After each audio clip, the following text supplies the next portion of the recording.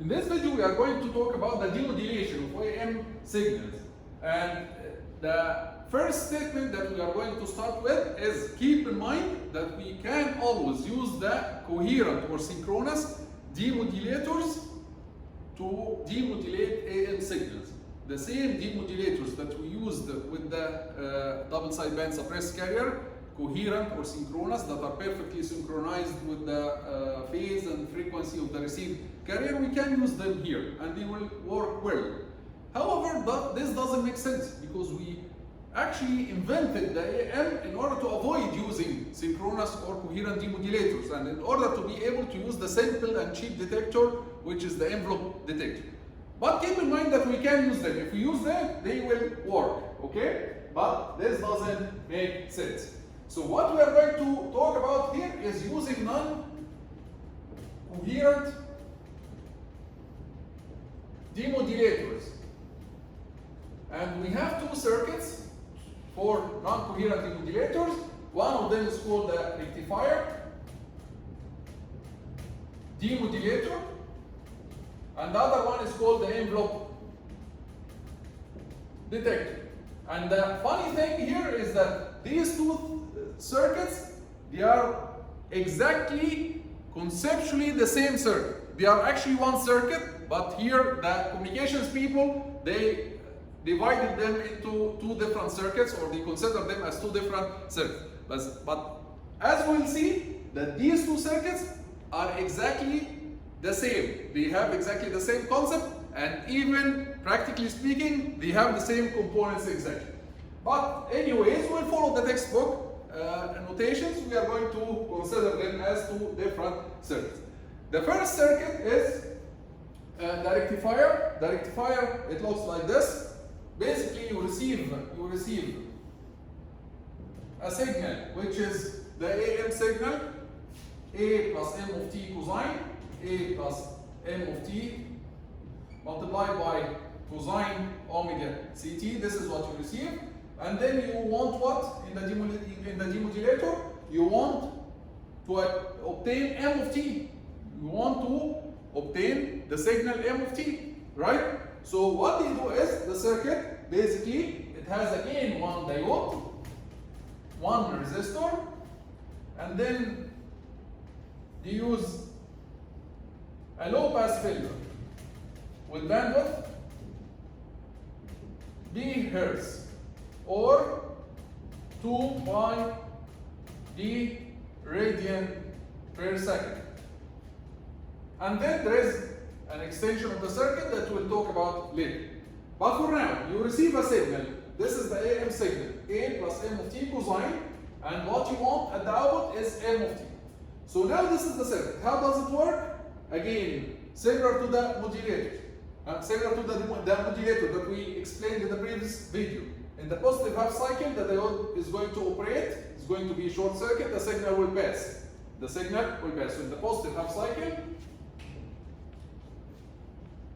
the signal here, let's call it E of t again. The signal E of t will be A plus M of t cosine.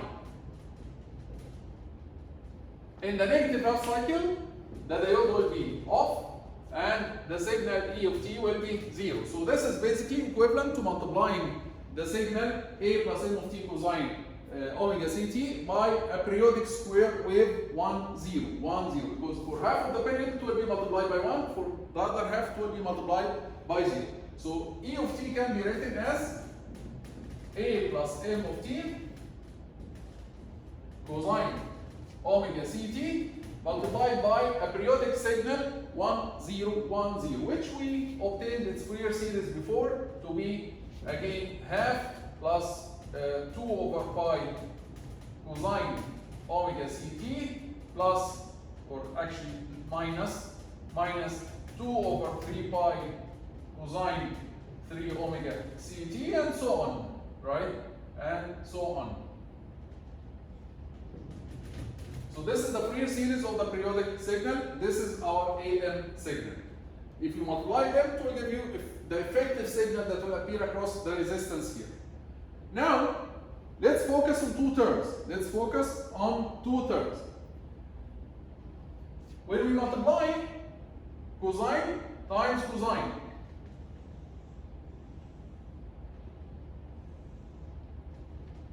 what will happen is you will get half cosine the sum, which is half cosine 2 omega ct. So this will give you, let's look at the spectrum. When you multiply cosine times cosine, it will give you half cosine the sum plus half cosine the difference, right? So it will give you a term at cosine 2 omega c, of course, multiplied by a plus m of t, so it will appear like this. Plus half cosine the difference. Cosine the difference is 0, right? So it will give you a term, 1 over pi multiplied by a plus m of t multiplied by cosine the difference. Cosine the difference is cosine 0, which is 1. So now this term will appear in the baseband. This term will appear in the baseband. I'm going to plot it in blue. This term will appear in the baseband like this. And the delta that represents the a, the constant, will appear as a delta, and m of t, it will appear here as m of omega, right? So this is e of omega.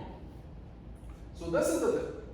And let me claim, I will claim here that this is the only term that will appear in the baseband. If you think about any other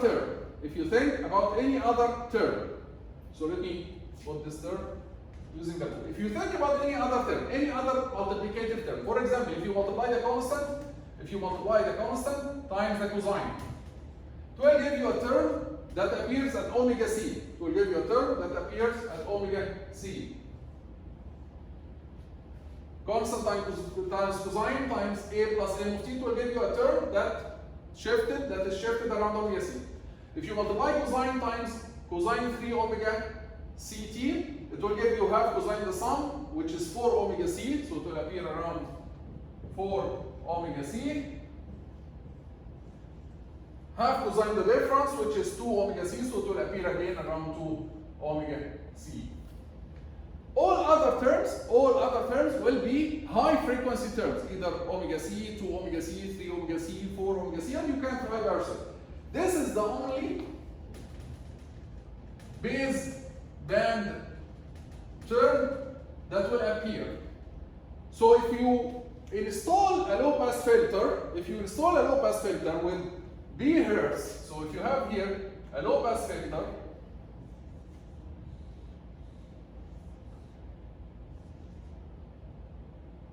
with a width of B hertz, you will be able to keep only this term. You'll be able to keep this term alone and remove all other terms. So after the low pass filter, if you use a low pass filter, so here we have other high frequency terms. If you use a low pass filter, the output will be only this term, which is 1 over pi a plus m of t. So the result after the filter is 1 over pi a plus m of t. But what we need is m of t. We don't need a plus m of t. So what they do is they install here, they connect here a capacitor.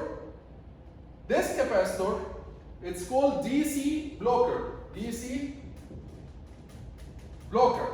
What does it mean, a DC blocker? What's the circuit element that blocks the DC? It's the capacitor. The capacitor doesn't allow the DC to pass through, right? So here they connect the capacitor, they call it the DC blocker. The DC blocker, if you connect it in series, here it will block the constant A, the DC component A, from passing, and the output will be only 1 over pi multiplied by m of t. Okay? So the output will be 1 over pi multiplied by m of t. So this is the circuit of the rectifier demodulator. This is the circuit of the rectifier demodulator. So again, it starts with the single diode and resistance. The diode will be on for half of the period, off for the other half. and then this is equivalent to multiplying by Fourier series like this. And then if you use a low pass filter, we'll be able to keep only this term. This is the only baseband term. We remove the constant A using a DC blocker, so we can continue here. If we use a DC blocker, which is a capacitor, just a simple capacitor, it will give you 1 over pi multiplied by m of t. So this is the idea of operation of the rectifier demodulator. Let's now move to the other demodulator, the envelope detector, which I said in the beginning of the video that it is exactly equivalent circuit to the rectifier demodulator. So the envelope detector, it looks like this. The envelope detector, it looks like this. I'm going to plot it here.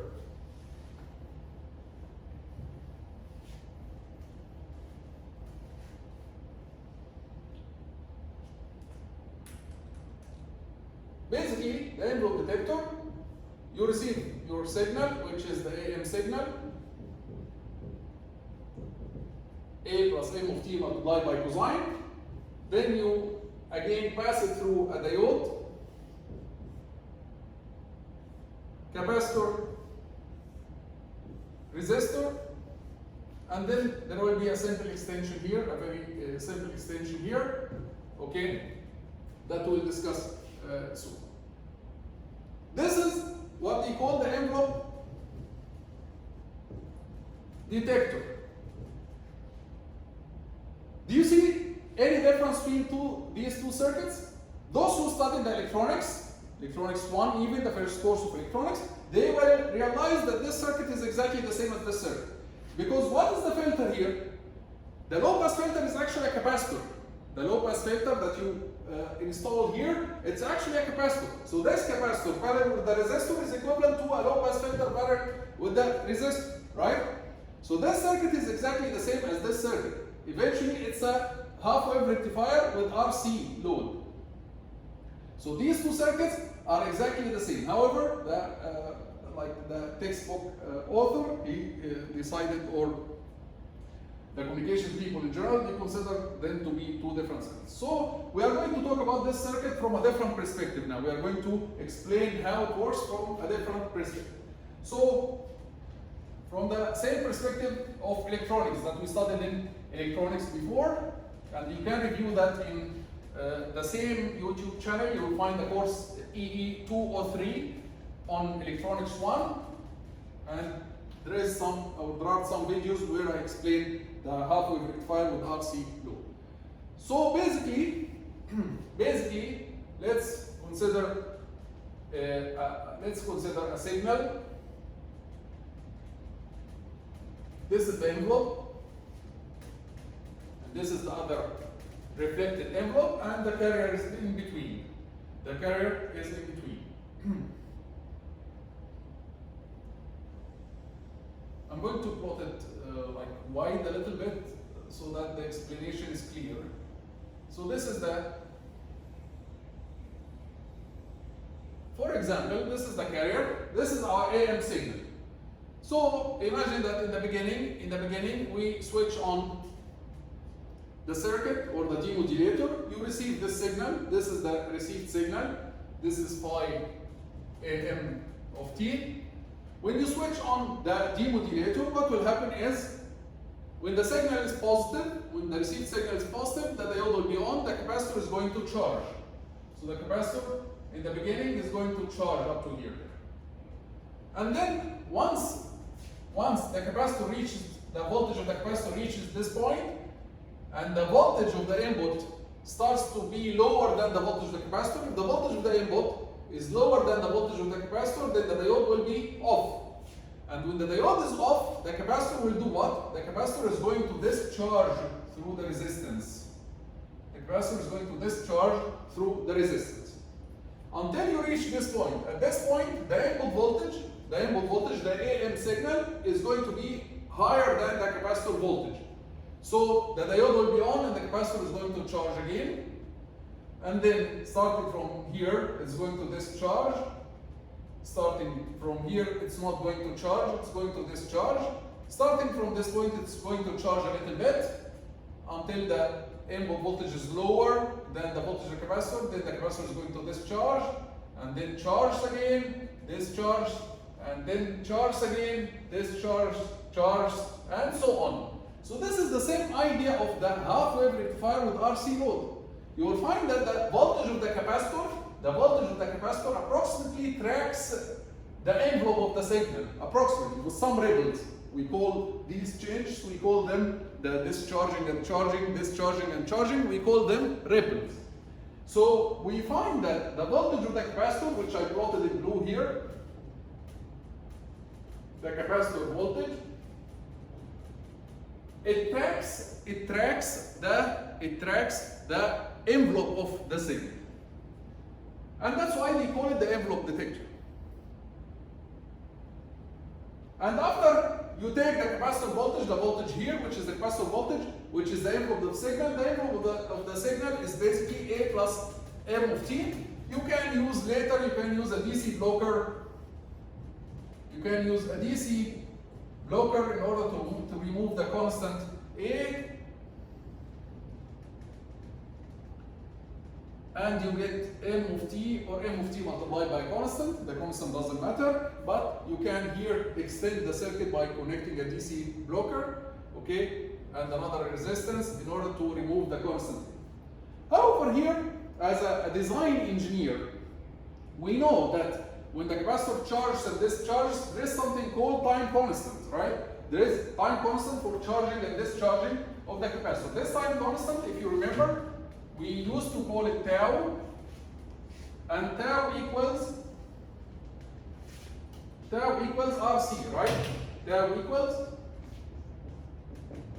RC. This is the time constant. Time constant, it's not this R, it's this R, okay? So the time constant of charging and discharging the capacitor, to avoid confusion, let's remove for now, forget about this part now. So when the capacitor is charging and discharging, there is a time constant called tau. If this tau is small, then the capacitor here is going to discharge quickly. If the time constant is small, the capacitor is going to discharge very quickly, and the ripples are going to increase, right? Now, if the time constant is small, then the capacitor will not be able to track the envelope, because the envelope is up here, right? So we don't want the capacitor to discharge quickly. If the capacitor discharges quickly, now it is not following or it is not tracking the envelope of that signal. So we don't want the capacitor to discharge quickly. So we don't want the time constant to be small. But small compared to what? We don't want the time constant to be small compared to this period, compared to the distance between the peaks of the carrier. This is the carrier, right? And the outer signal is our message, M of T. The outer signal is A plus M of T, while the inner signal is the carrier. So we want the time constant to be large enough. We want the time constant to be large enough compared to what? Compared to this distance, the period of the carrier, so that it doesn't discharge quickly within this period, right? We don't want tau to be small, because if tau is small, the capacitor is going to discharge very quickly in this period of the carrier, right? So we want tau to be large, much larger than the period of the carrier. I hope this is clear. Otherwise, if it is not large enough compared to the period of the carrier, the capacitor is going to discharge quickly, and it's no more following or tracking the envelope of the signal. But there is another problem. If you choose tau to be very large, let's say infinity, what will happen? If you choose tau to be very large, or infinity, then the capacitor is going to charge up to here and then remains constant. It will not discharge at all. If you choose tau very, very large, then the capacitor is not going to discharge at all. So it's going to stay, approximately, it stay constant, right? Again, it is not tracking the envelope of the signal. So there is a problem also if we increase tau very much. So for sure there will be another limit on tau. Tau must be smaller than a certain limit. Because if you choose tau very large, then the capacitor will charge up to here and then it stays constant forever, it doesn't discharge. And hence it is not now tracking, it is not tracking the envelope of the signal. Okay, so what should we do? So we say that in order for the capacitor to be able to track the envelope of the signal, we need the time constant to be smaller than the period or the minimum period of our signal, right? We need it in order to track the envelope of our signal. We need the time constant to be much smaller than the period of the outer envelope, the minimum period of the outer envelope. We need it to be much smaller than the distance between here and here, so that it can discharge here, it can discharge, and then it can go up again, right? So we need it to be, we need the time constant to be much smaller than the minimum period of the signal.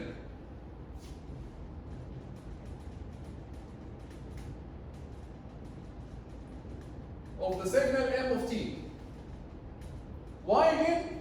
Because if it is larger than the minimum period of the signal t, the capacitor might charge up to here and stays for a long time without tracking the change in the outer envelope, right?